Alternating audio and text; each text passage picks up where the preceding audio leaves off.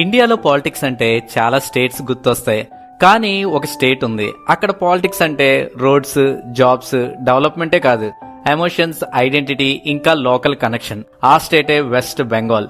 ఇక్కడ కొన్ని దశాబ్దాల వరకు లెఫ్ట్ రూలింగ్ లో ఉంది. 34 సంవత్సరాలు ఒకే ఐడియాలజీతో స్టేట్ ని రూల్ చేశారు.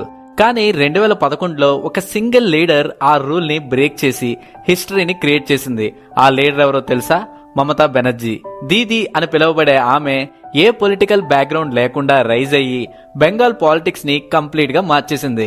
లెఫ్ట్ రూల్ చేస్తున్న టైంలో చాలా మందికి స్టెబిలిటీ ఉన్నప్పటికీ డెవలప్మెంట్ స్లో అనే ఒక ఫీలింగ్ ఉండేది.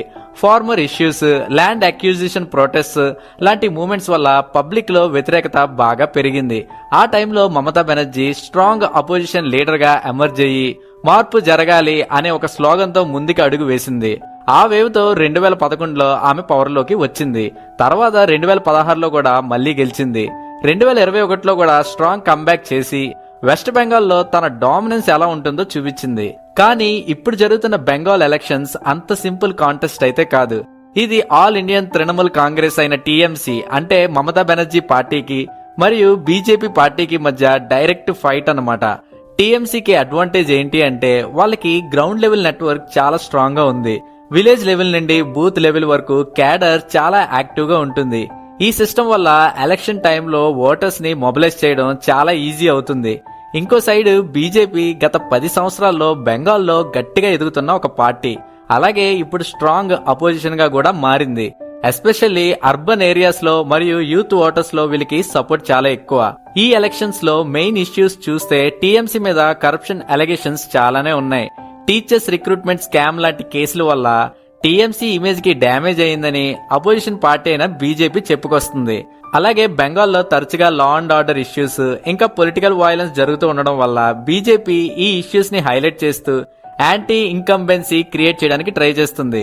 అంటే ప్రస్తుతం ఉన్న గవర్నమెంట్ మీద జనాలకి నమ్మకం పోయింది అని చెప్పే ప్రయత్నం చేస్తుందన్నమాట. కానీ టీఎంసీ సైడ్ నుంచి కౌంటర్ ఏంటి అంటే వాళ్ళకి వెల్ఫేర్ స్కీమ్స్ స్ట్రాంగ్ గా సపోర్ట్ ఇస్తున్నాయి. మమతా బెనర్జీ గవర్నమెంట్ ఇంప్లిమెంట్ చేసిన స్కీమ్స్ ఏంటి అంటే ఎస్పెషల్లీ ఉమెన్స్ కోసం డైరెక్ట్ గా క్యాష్ బెనిఫిట్స్, స్టూడెంట్స్ కి స్కాలర్షిప్స్, ఫార్మర్స్ కి సపోర్ట్. ఈ స్కీమ్స్ చాలా మంది డైలీ లైఫ్ మీద డైరెక్ట్ గా ఇంపాక్ట్ చూపిస్తున్నాయి. ఈ స్కీమ్స్ వల్ల రూరల్ లోని అలాగే ఉమెన్ ఓటర్స్ లో స్ట్రాంగ్ గా లాయల్టీ అయితే పెరిగింది టీఎంసీ పార్టీకి. పొలిటికల్ అనాలిసిస్ లో కూడా చాలా సార్లు ఈ మాట చెప్పుకొచ్చారు. అదేంటి అంటే బెంగాల్లో ఉమెన్ ఓట్స్ ఇప్పుడు గేమ్ చేంజర్ అని. ఉమెన్ ఓటర్స్ పార్టిసిపేషన్ పెరగడం వల్ల రిజల్ట్స్ మీద సిగ్నిఫికెంట్ గా అది ఇంపాక్ట్ చూపిస్తుంది.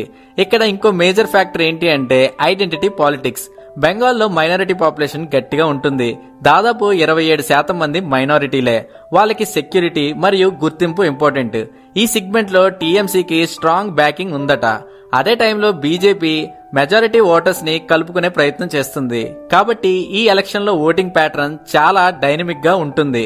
ఎవరు ఏ గ్రూప్ ని బెటర్ గా కన్విన్స్ చేస్తారు అనే విషయం ఇప్పుడు రిజల్ట్స్ ని డిసైడ్ చేయబోతుంది. ఓటింగ్ ప్యాటర్న్ గురించి మాట్లాడితే బెంగాల్లో ఓటింగ్ సంఖ్య ఎప్పుడూ ఎక్కువే. 70% నుంచి 85% వరకు వచ్చి గుద్దేస్తూ ఉంటారు ఓట్లు. దీనికి కారణం పొలిటికల్ అవేర్నెస్ మరియు cadre based mobilisation. Rural areas అంటే పల్లెటూరులో కూడా జనాలు యాక్టివ్ గా పార్టిసిపేట్ చేస్తారు. ఇంత సంఖ్యలో వచ్చి ఓట్లు వేయడం వల్ల ఈసారి ఎలక్షన్స్ అన్ప్రిడిక్టబుల్ గా మారిపోయాయి. ఎందుకంటే చిన్న ఓటింగ్ తేడా కూడా ఇప్పుడు రిజల్ట్స్ ని మార్చేస్తుంది. ఎగ్జిట్ పోల్స్ గురించి చెప్పాలి అంటే బెంగాల్లో అవి ఎప్పుడు కరెక్ట్ గా లేవు. కొన్ని పోల్స్ టీఎంసీకి లీడ్ చూపిస్తుంటే మరికొన్ని పోల్స్ టైట్ కాంటెస్ట్ ఉండొచ్చు అని చెప్తున్నాయి. కానీ హిస్టరీ ఏం చెప్తుంది అంటే ఫైనల్ రిజల్ట్స్ చాలా సార్లు పోల్స్ కి వ్యతిరేకంగానే వచ్చేవట. కాబట్టి రియల్ పిక్చర్ కౌంటింగ్ రోజే కనబడుతుంది. ఇప్పుడు మెయిన్ క్వశ్చన్ ఏంటి అంటే ఎవరు గెలుస్తారు? అనాలిసిస్ ప్రకారం మమతా బెనర్జీకే ఎడ్జ్ ఉందట. రీజన్ చెప్పాగా, గ్రౌండ్ లెవెల్లో మంచి ఫాలోయింగ్, వెల్ఫేర్ స్కీమ్స్ ఇంపాక్ట్. అంతేకాకుండా Mamata Banerjee personal image strong గా ఉంది.